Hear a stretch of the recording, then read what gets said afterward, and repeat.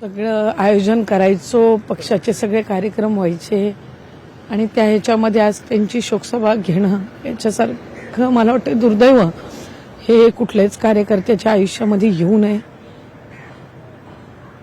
आम्ही उद्या त्यांच्या सर्व आठवणींना इथं उजाळा देणार आहोत आणि जे काही कार्य त्यांनी महाराष्ट्रासाठी केलं, पक्षासाठी, जनतेसाठी केलं, वेगवेगळ्या क्षेत्रातले सर्व जे हितचिंतक आहेत ते त्यानिमित्ताने उद्या त्यांना श्रद्धांजली अर्पण करायला इथे येणार आहेत. ताई, खरं तर उद्यापासून अर्थसंकल्पीय अधिवेशन सुरू होत आहे.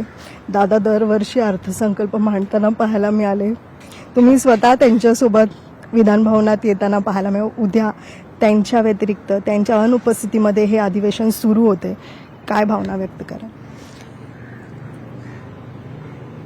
सभागृह हा त्यांच्याशिवाय बघणं आणि त्या सभागृहामध्ये त्यांच्याशिवाय बसणं मला वाटतं आमच्या सगळ्यांसाठीच एक अतिशय कठीण ते असणार आहे. कारण त्यांचा अर्थसंकल्प आम्ही सगळे वाट बघायचो.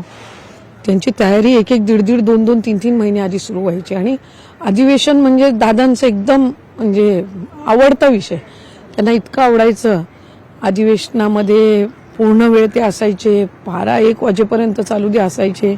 आम्हाला सगळ्यांना त्यांच्या सूचना असायच्या की अधिवेशनाला तुम्ही असलं पाहिजे, सहभागी झालं पाहिजे, राज्यातले प्रश्न मांडले पाहिजेत, जे प्रश्न आमदार आपल्याकडे मांडतायत त्याची उत्तरं गेली पाहिजेत आणि त्याबद्दलची त्यांची नेहमी म्हणजे एकदम आम्हाला तर आठवते दर तासाला आमचं अटेंडन्स पण असायचं आणि ते अटेंडन्स दादांकडे दर तासाला जायचं, कोण कोण हजेरी आहे, कोण कोण आहेत, कोण नाही आहेत आणि मग त्यांना ते दर मंगळवारच्या मीटिंगमध्ये सांगायचे की अरे हे 4 आमदार तुम्ही कमी बसलाय, हे मंत्र्यांची उपस्थिती आणखीन वाढली पाहिजे, असं बारकाईनं लक्ष असायचं. म्हणजे ते अधिवेशनामध्ये सक्रिय असताना आपला कुठला आमदार, कुठला मंत्री हा कुठेही अधिवेशनाच्या काळामध्ये कमी पडू नये.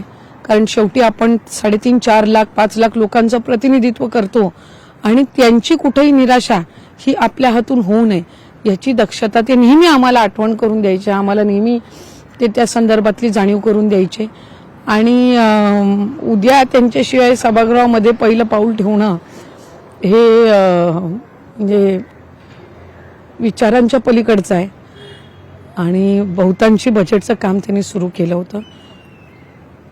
त्यामुळे तो आवाज परत सभागृहामध्ये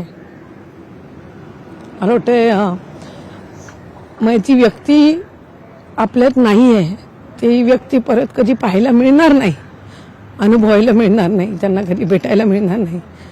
मला वाटतं ही भावना ही मनाला फार वेदना देणारी आहे. दादा नसले हयात तरी उद्यापासून ह्या स्वतः सुनेत्रा वहिनी आपल्याला तिथे दिसणार आहेत. त्यांच्यासाठी काय तुम्हाला सांगता? आम्ही तर सगळे आमदार, सगळे कार्यकर्ते, सगळे पदाधिकारी आम्ही सगळे सुनेत्रा काकींसोबत आहोत आणि आम्हाला सगळ्यांना खात्री आहे शेवटी दादांसोबतचा त्यांचा जवळपास 35-40 वर्षाचा सहवास, त्याही एका राजकीय कुटुंबातील आहेत. प्रशासन त्यांनी जवळून घरामध्ये बघितलेलं आहे, दादांच्या माध्यमातून तर बघितलेलं आहे आणि बारामतीमध्ये अनेक स्थानिक स्वराज्य संस्थांच्या निवडणुका असतील, अगदी ग्रामपंचायतपासून आणि काटेवाडी तर म्हणजे काटेवाडीचं स्वच्छतेचं अभियान हे सुनेत्रा काकींनी सुरू केलं.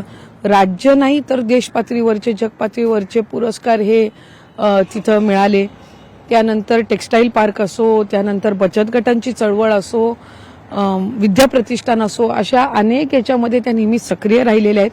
शेवटी आज त्यांच्यावर ही अतिशय मोठी जबाबदारी पडलेली असताना एक कार्यकर्ता म्हणून आमच्या सगळ्यांची जबाबदारी आहे की आम्ही त्यांच्या बाजूने ठामपणे उभं राहणं आणि हेच दादांनाही अभिप्रेत असावं.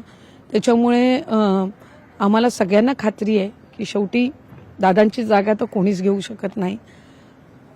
पण आम्ही सुनेत्रा काकींमध्ये दादांना शोधण्याचा आमचा सगळ्यांचा प्रयत्न आहे आणि आम्हाला सगळ्यांना खात्री आहे की जसं आम्हाला दादा सांभाळून घ्यायचे, जसं दादा प्रेम, आपुलकी प्रसंगी आम्हाला थोडं नाही का म्हणजे असं म्हणजे जरा असा प्रेमाचा त्यांचा हे असायचा आणि त्यातून सल्ला असायचा, त्यांचं मार्गदर्शन असायचं, ते सगळं काकी आम्हाला सांभाळून घेतील. आम्ही त्यांच्या पाठीशी सगळेच जण कार्यकर्ते म्हणून ठाम पद्धतीनं उभं राहू त्यांच्या समोरचं तर हे आव्हान आहे. अनेक अपेक्षांचं ओझं असणार आहे. सगळ्याच बाजूनी वैयक्तिक त्यांच्या एवढी हानी तर मला वाटतं म्हणजे कोणाचीच झाली नाही. म्हणजे सुनेत्रा काकी आणि दादांच्या आई ह्या दोन म्हणजे त्या ज्या दोन व्यक्ती आहेत त्या ज्या दुःखातून जात असतील, ज्या प्रसंगातून जात असतील याची कल्पनाही खरं तर करवत नाही.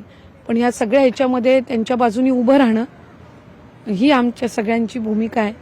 आणि दादांच्या कुटुंबासोबत आम्ही नेहमीच त्या ठिकाणी ताकदीने, जसं दादा असताना दादांच्या पाठी म्हणजे सगळ्या ह्याच्याने आम्ही असायचो. अशी म्हणजे त्या नेतृत्वावरच आम्ही सर्व गोष्टी सोडलेल्या होत्या.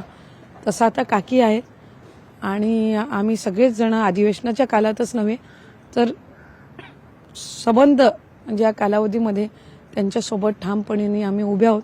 आणि त्याही आम्हाला त्यांच्या छत्रछायाखाली जसं दादांनी घेतलेलं होतं, जसं त्यांचं होतं त्या पद्धतीनं त्याही सांभाळून घेतील अशीच आमच्या सगळ्यांची सुद्धा एक प्रामाणिक इच्छा आहे. निश्चितच लोकशाही मराठी ऐका, पहा, जागरूक रहा.